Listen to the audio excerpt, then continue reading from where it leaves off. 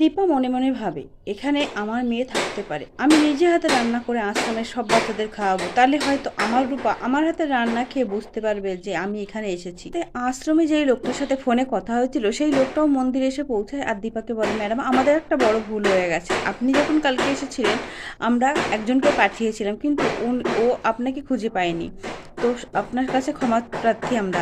তখন দীপা বলে, না না এমনভাবে বলবেন না, এমনটা তো হতেই পারে, অচেনা শহর, সবাই যে সবাইকে চিনবে।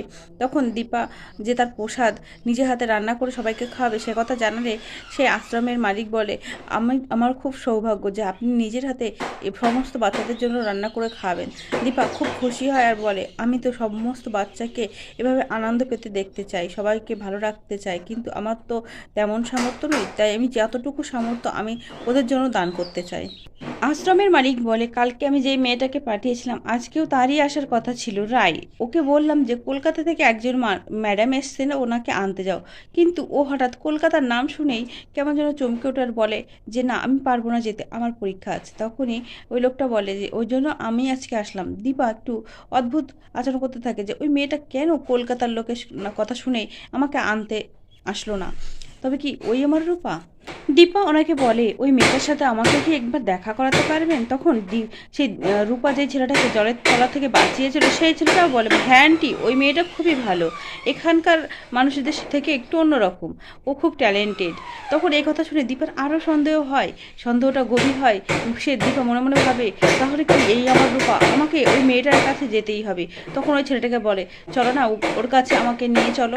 দীপা আশ্রমের লোকটাকে বলে, আমরা তো এই মন্দিরে একটা আয়োজন করেছি ভোগের প্রসাদের জন্য, আমি নিজে হাতে এখানে রান্না করবো, তাই আমার অনেক দায়িত্ব, আপনি আপনার আশ্রমের সমস্ত বাচ্চাদেরকে নিয়ে এখানে আসবেন। তখন ওই লোকটা বলে, আচ্ছা ঠিক আছে আমি আসবো।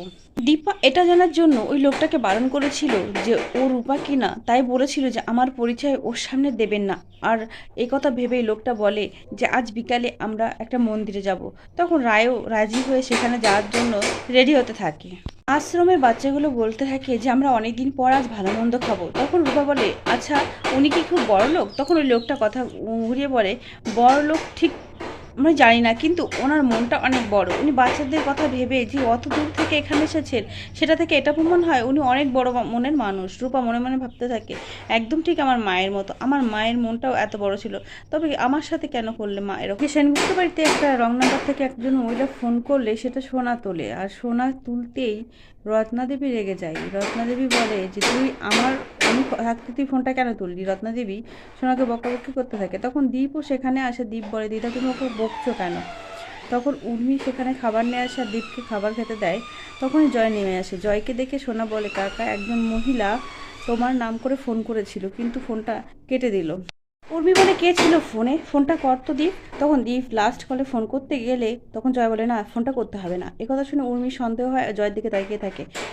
তারপর দীপ ফোন করলে ফোনটা তোলে না। উর্মির সন্দেহ বেড়ে যায়। উর্মি জয়কে সন্দেহ করতে থাকে।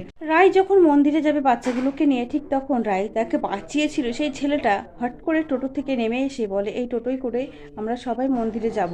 সেটা শুনে রায় বলে, না আমি তোমাদের সাথে যেতে পারবো না, আবার এসেছো তুমি। তবে এখান থেকেই কিন্তু ওদের মধ্যে ভাব বন্ধুত্বের সম্পর্ক তৈরি হবে। গিয়ে কিন্তু আজ রূপার সাথে তার মা দীপার দেখা হয়।